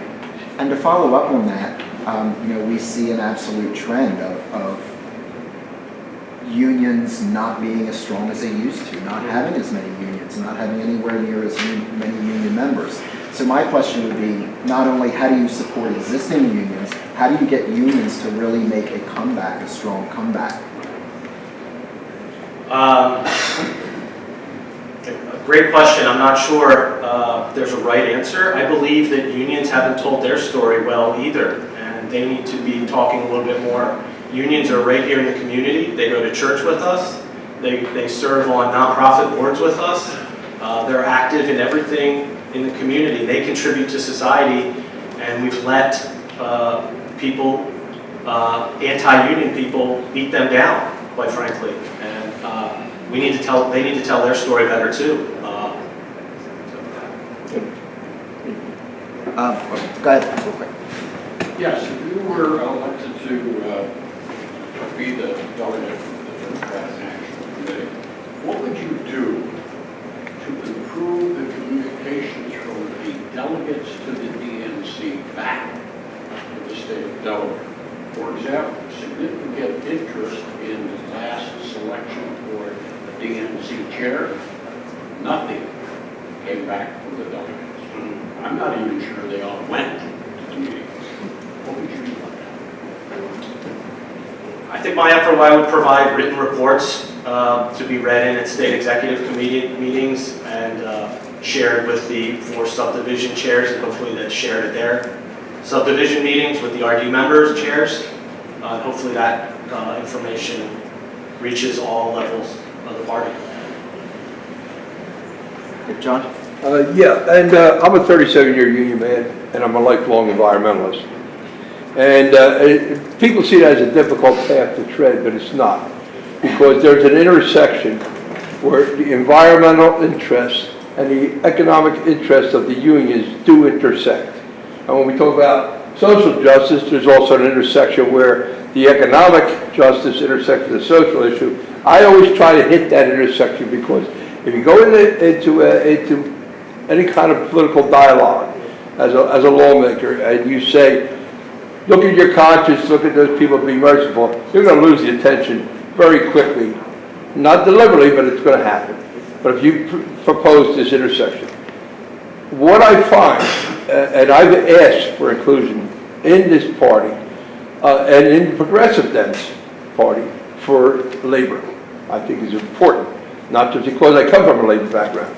But I think what is important is to recognize that there's a very real threat to our ability to, as a Democratic Party, at the national level, and at the local level, but at the national level especially, to be able to merge the mutual interests of the union, the organized labor, and the environmentalism when we had the Chamber of Commerce actively, at every step of the way, trying to take advantage of the union's desperation for work, which is not desperation for them, it's desperation for the people that work for them. And it's real, it's palpable. And the environmentalist argument is real and palpable. So the Chamber of Commerce comes in and says, where can we maximize our profit, makes false lies makes false offerings to the unions, and then belittles the environmental aspect of it. I think it's a major problem, and I think that the Democratic Party at the national level should reject the Chamber of Commerce's abilities and willingness to undermine the principles of the Democratic Party. Okay, thank you. Is your question if he agrees? No, that's okay. How will you do that? This election. Well, let's know. I just want to know if you agree with me. I think I agree with you.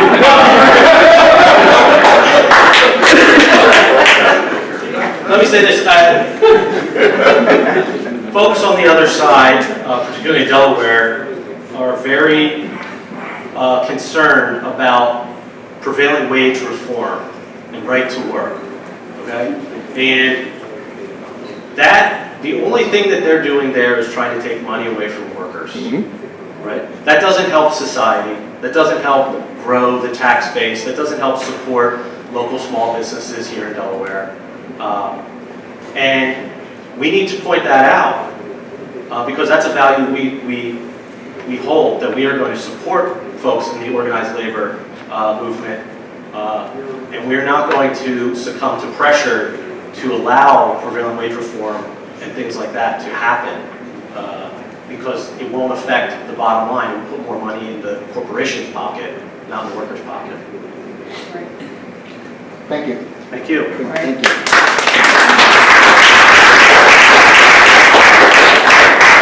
Great. Thank you, everybody, for hanging in there. I know, we did this without a break, without intermission, so to speak, so no time to visit the bar or anything. So thank you for hanging in there. We are down to our last speaker, and certainly last but not least, she is running for secretary, and her name is Linda Cavall.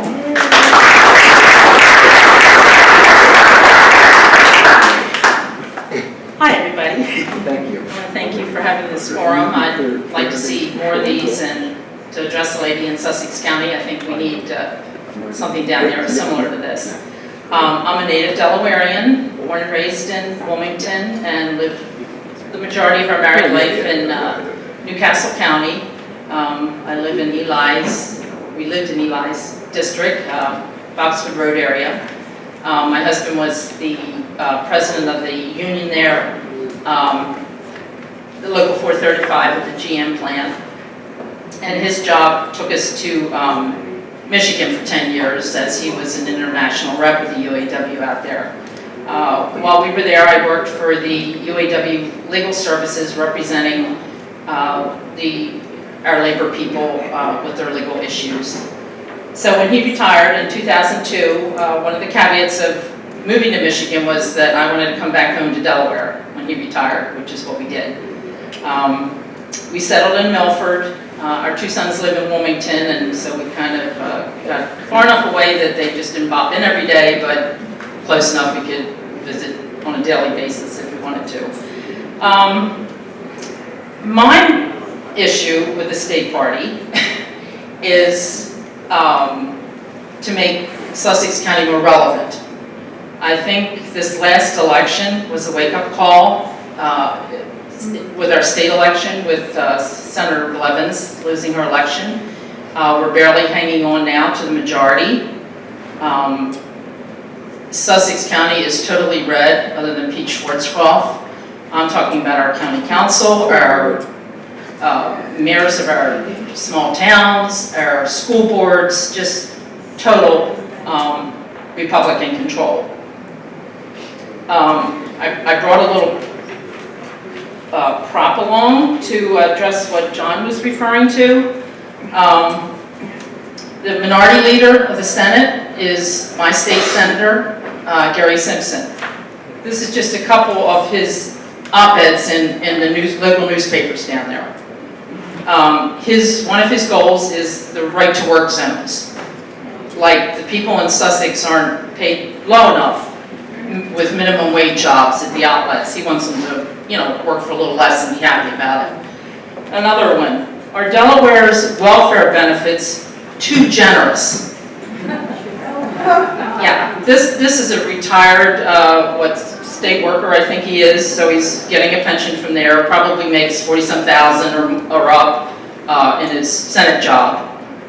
This is just an astonishing article referring to a mother with 2 children, and if she collected all these benefits that she's entitled to, that she'd be making this fabulous amount of money. So for you people up here in Newcastle County, we want you to pay attention to us because this person could be your majority leader.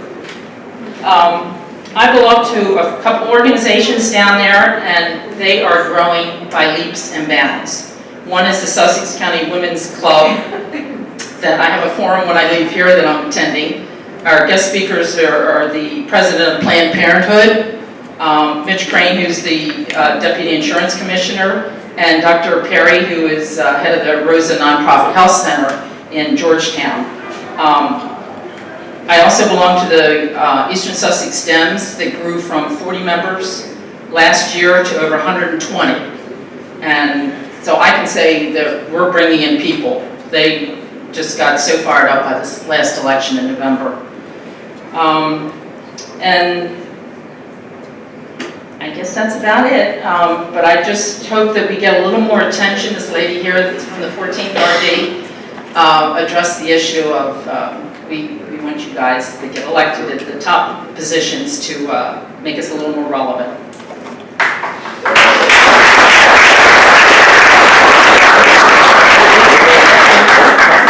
And I'll say that's an issue near and dear to my heart. I'm originally from Bridgeville, Delaware. Okay. So I'm from Sussex. Yeah. The real Sussex. One thing I didn't comment on was my position as secretary. According to the rules, I'm the keeper of the records. Well, the keeper of the records are kept at party headquarters in Newcastle. Our staff takes the minutes at our executive committee meetings and at the convention. So I kind of took it upon myself that I would expand on that role to be a liaison to the state party from Sussex, which is a lot of what I just talked about here. So I've gone around to every RD down there, and the people are really energized. The RDs are growing from 5 members to 20 members. So I think we need to be relevant again. Okay, questions? Do you have a question, John?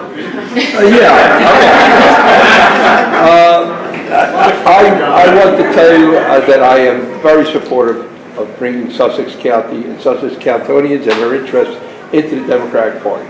We are waging a major war down there.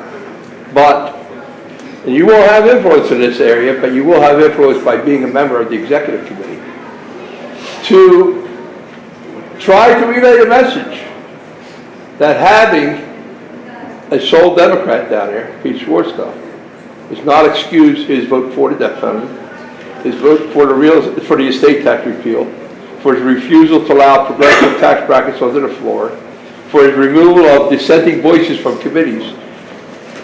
I really, really hope that when you get elected, that you will also consider that an open forum. And I hope that you'll do this, and I'm asking you to promise me you'll do it, to look at that and to properly exercise a call for that sole elected official, even though you might risk, and I doubt that though, in the district he's in, you might risk him losing office, for him to become part of the Democratic Party, that he wears a D after his name and represents that. So I hope that you will do that, take advantage of that position that you're in to make that kind of statement.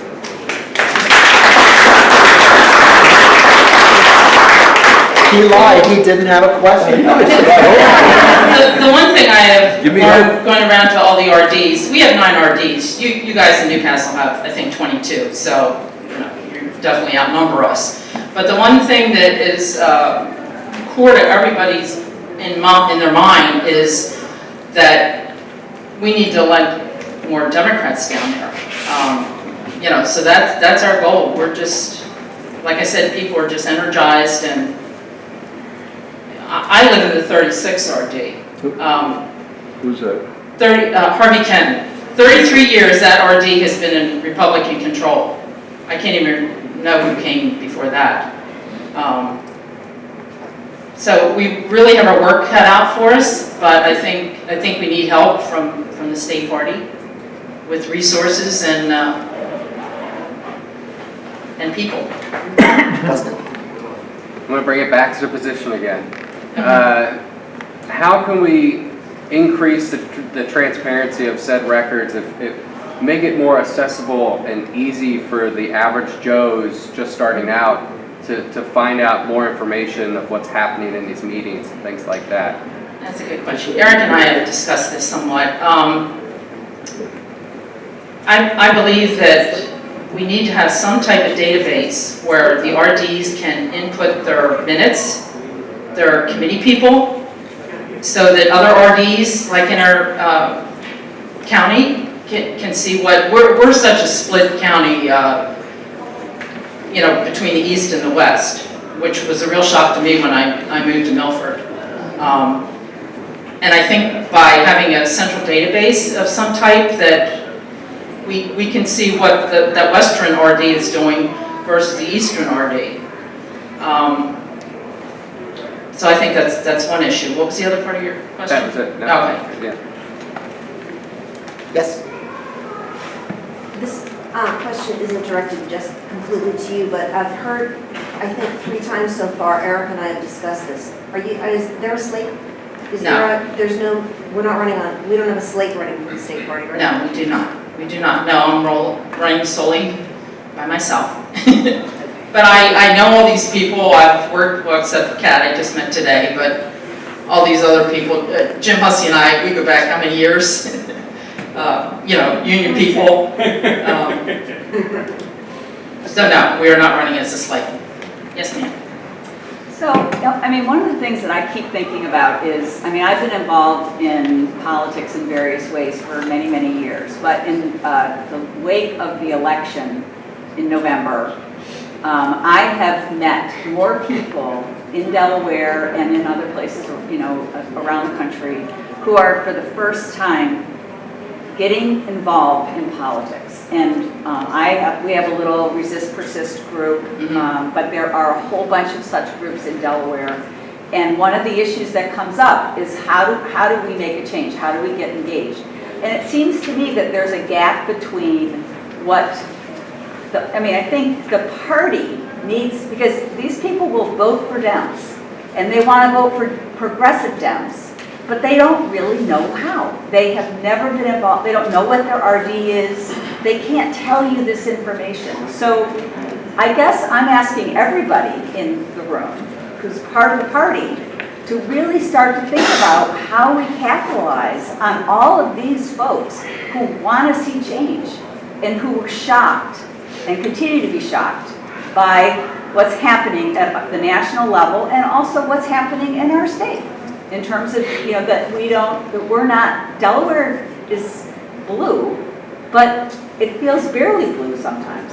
So I just think the party has to think about this. So it's not really a specific question, except it's a question for all of us. Like, how do we do this? Because I have never seen activism in Delaware. I've lived here 30-some years, and I've never seen activism like I've seen it now. Right? And I agree with you there. I think one of the keys is communication. I serve right now as secretary on the state party, and there's been times when there has not been a lot of communication with myself. So I think that is one huge, and educating our electorate. They have to know what we stand for. You saw what a mess that was with Hillary's campaign. We have to let people know what we stand for and communicate. And I'll admit this is more of a comment, in a way.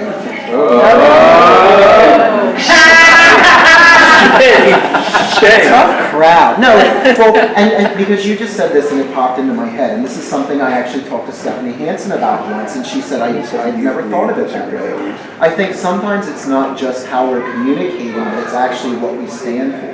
We say things, we want to stand for the working person, we want to stand for poor people, but then sometimes, to be quite frank, the actions that our elected officials take or the positions they take don't always line up with that. So I think sometimes it's not just communication. So how do we address that, and how do we look at our party and say, let's get back to our roots so that we actually do represent those things, so that when we communicate that, it's a very true, sincere message.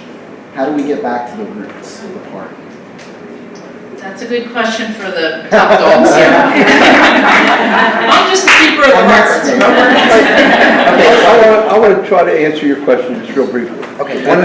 Real briefly. First, I want to thank Delaware United for having this forum. Second, I want to say that some of my questions, some of the comments in the audience, were not actually directed to have an opinion from the potential elected. But the forum that we've engaged in here has allowed many of your curiosities to be answered, to be addressed. And I think that it's healthy, and it would be healthy for the newly elected leadership to say, let's schedule these kind of town halls for our leadership, not just when they're going to be elected, not when they just want to say what you want to hear. And that's, none of them are guilty of that, but that's the trouble with doing it right before election. You might hear something that is cultivated for that. This is a wonderful thing that they put together because it did deteriorate into these comment sessions in some ways that were not intended to catch or not catch or gotcha answers from people. I think that this is the kind of forum that the Democratic Party leadership in the state of Delaware should conduct, organize, and do it with groups like the Delaware United, Blue Delaware, all the other progressive Dems, and have these type of things. What a healthy dialogue you have an opportunity here for. And one thing I would like to see, being from Sussex, I'd like to see maybe quarterly the state party leadership come down to Sussex and we have a forum where the different RDs can get together and say, hey, this is what's going on down here. So I think that would be a good idea to you top dogs. Thank you, Linda. Thank you. Thank you, Linda, honestly, for agreeing to go last. I know you've had to sit here the whole time. And if we want to have those meetings in Sussex, I will volunteer at my parents' house. Right off 13 in Bridgeville, they won't mind a bit. They'll serve up Scrabble, I promise. A few super quick things, and I'm going to turn it over to Dustin. I do want to acknowledge that we reached out to Helene Kelly, who is running for treasurer as the incumbent. She is out of town and was unable to make it today, but she did respond. Please visit us at Delaware United on Facebook. Please like our page. Some of you were asking, how do I get involved? How do I get involved? Not to self-promote, but self-promotion. Come see us. We will be more than happy to help you get involved. Also, we do have a donations basket out front. Anything you would like to give today to help cover the cost of the room would be, not that short, would be much appreciated if you'd like to donate on your way out. And Dustin, did you want to say a couple of things?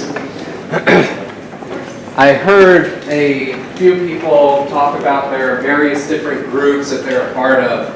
Delaware United hosts a calendar online, Delaware Act Calendar, Activist Calendar. There's an app for that. There's an app for everything. You can sync it to your Google Calendar. You can sync it to any number of different sources, and you can also host it on your Facebook pages of your various groups. If you're a part of a group, please get in touch with us. I have some cards I can give you for our email address and everything. We can get your events on that group, make sure other people turn out for your events, get more people down in Sussex County. We have 2 groups that are in Sussex County, but of course we want more activity in Sussex County. So I will just tap an extra thing onto the end of Eric's. Any extra that we have is going to be donated to the Newark Senior Center for them to be able to do what they will to host great events like these and other resources for the seniors. And finally, I hope you all will join me and many other people from various groups. PDD is holding a meeting for the state party rules, suggestions and edits and so forth, Tuesday evening at 6:30? At 6:30 at the UUFN, the Unit. Yeah, at the UUFN in Newark, right? Yes. Newark, yeah. So it'll be a great time to get informed about the rules. We've heard about some of the administrative seats and what roles will play out after the election process at the convention. But it would be nice to know more about the rules of the party and how we can affect change there as well. So that is one opportunity for that. All right, thank you all so much for coming. Thank you so much to our speakers for answering the questions and speaking off the cuff about some of the very important issues to the people. And thanks to everybody watching on Facebook Live. You can also check out our YouTube channel. Will this be shared? YouTube, and you just search Delaware United. And we do have a video on how to get involved in your RDs and things like that on there as well. I know somebody mentioned that. So once again, thank you very much. Thank you to our speakers.